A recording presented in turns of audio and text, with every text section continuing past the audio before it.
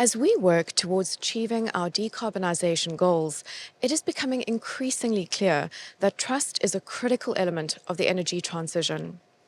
In an age where misinformation and greenwashing are considered real threats, we need to foster transparency and confidence in how we communicate with all stakeholders, from a policy level right down to the consumer. To shed light on the concept of trust and what it means in an energy context, I'm joined by Peter Bronski, founder and CEO of Inflection Agency. Peter, welcome, and thank you so much for joining us today. It's a pleasure to have you in the studio. It's a pleasure. Thank you for having me. First of all, before we start talking about trust within an energy context, tell us about yourself and Inflection Agency. I've been in sustainability for about 25 years. And before I started working on the marketing and communications side of this industry, I was more on the technical side. My degree is in natural resource management. My first major job after university was as an ecologist and then a sustainable communities program manager. And I got into this work out of a passion for and enthusiasm for the mission of sustainability and the environment. In fact, in college, I was originally an aerospace engineering major and a Lockheed Martin scholar. And my academic advisor, when I told him that I was planning to switch to pursue natural resources, he said to me, "Well, you're leaving the money to go hug trees." And that was my definitive point to say, okay, I'm going to switch and focus on sustainability.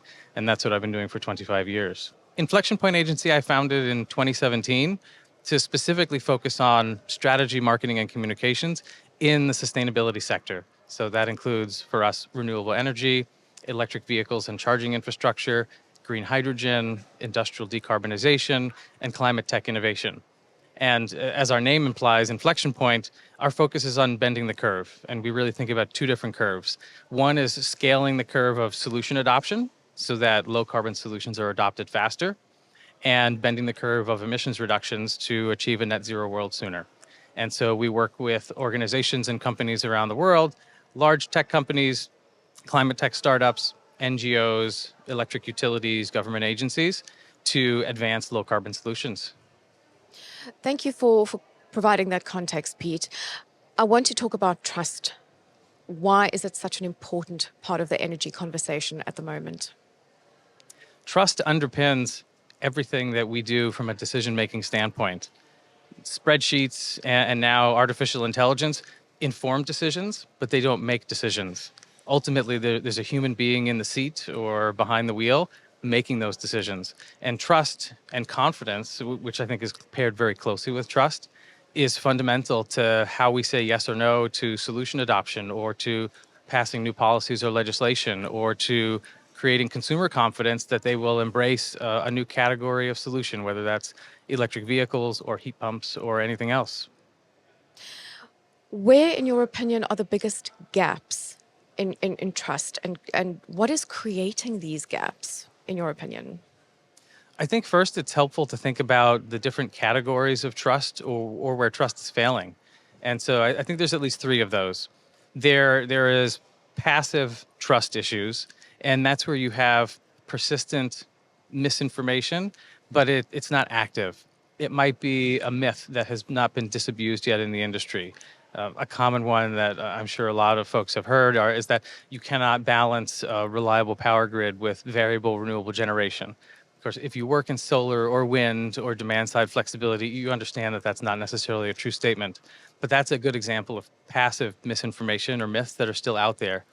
On the other side, there's also active disinformation, and that's where you have proactive opposition to low carbon solutions.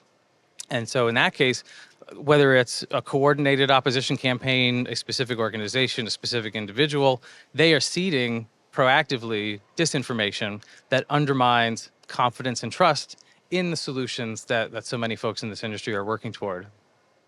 I actually can't fathom that that is the reality that we are facing.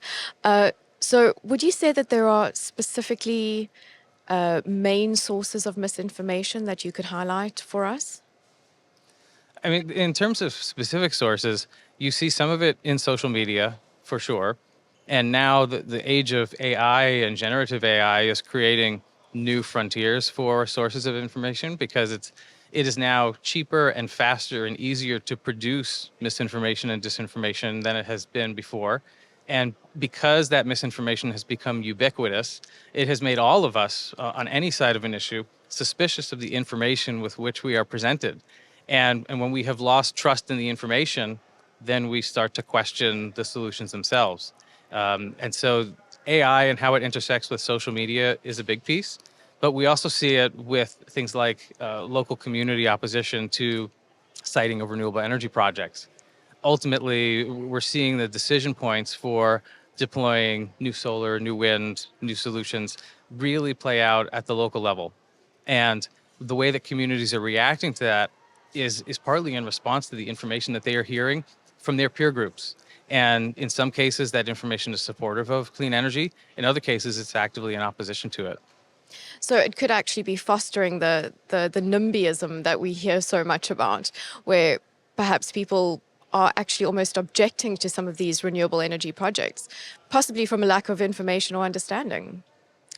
In some cases, I mean, not just in some cases, in many cases, communities rightly have legitimate questions and concerns about how a project is going to influence their community. It could be the rural character of the landscape.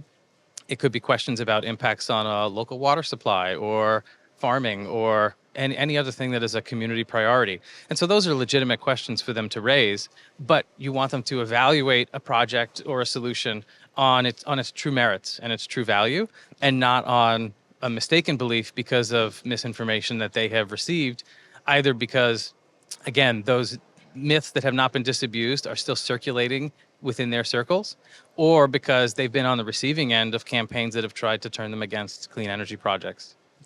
Pete, this is obviously not an easy question to answer, but how do we address this issue of misinformation and foster trust amongst communities and stakeholders? I think first we need to come back to authenticity and integrity of information. We need to help audiences of various stripes. It's within industry sectors, it's within mainstream media, to separate good from bad.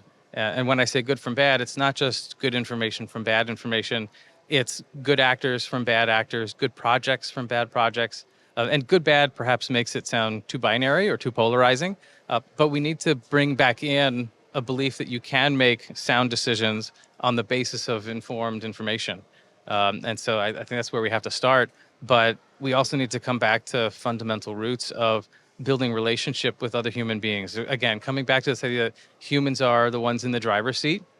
We cannot let automation or digitization or artificial intelligence or our CSV file spreadsheets full of numbers exclusively make those decisions. We have to ultimately make subjective but informed human judgment calls about the direction that we want the world to go and the direction that we want these solutions to go. I find it fascinating that you say that, Peter, because here at Enlit, a lot of the conversations are actually around the human factor of the energy transition. The fact that this is really about humans, it's about building trust, and it's about stakeholder engagement and changing mindsets. It's a behavioral thing. And perhaps that is what our conversation is about. It's really about the human element of the energy transition. Absolutely. And I love the idea of changing mindsets, because part of that is, as you just said, comes down to building relationship among all of us who are here at an event like this and who work every day in this industry. Some of it comes down also to how we talk about the work that we do outside of these walls and outside of our colleague set. When we think about low carbon solutions, if you come to this work, as I have, from an environmental motivation or from a climate action or decarbonization motivation, the tendency or the gut instinct can be to speak about that work in a framework of a net zero world, of emissions reduction, of decarbonization. We use words with lots of syllables, and it is geared around emissions and climate. But the work that we do and the solutions that we are advocating for have so many other benefits that can support society and the world. And if we can allow ourselves to pivot our messaging and how we talk about this work, and to talk about decarbonization solutions, not through the lens of decarbonization, but through all the other benefits that they offer, I think that we can make this work and these technologies accessible to a much broader audience. Pete, what I'm getting from you is that your passion is not just about hugging trees. It is actually about people. And I mean, it's clear in your message. Absolutely. It started with the trees.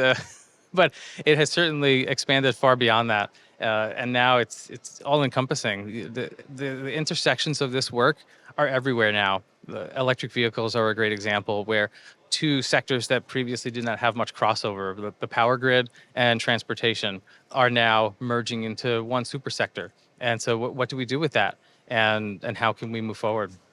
Indeed. Final question. In terms of the war that we're fighting against misinformation, if you had one silver bullet that you could deploy to make an impact, what would it be?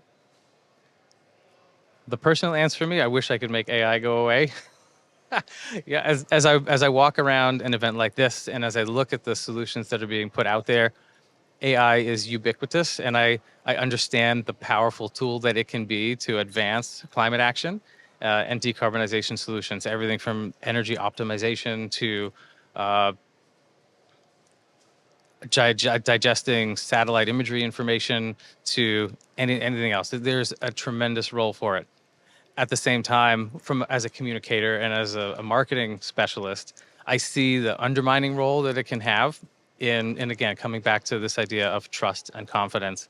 And so for a silver bullet, I hope that the humans in this work remember their own humanity, that we don't outsource our own agency to AI empowered tools, as I said earlier at the top of our chat here, to use them to inform decision making, not to do the decision making itself.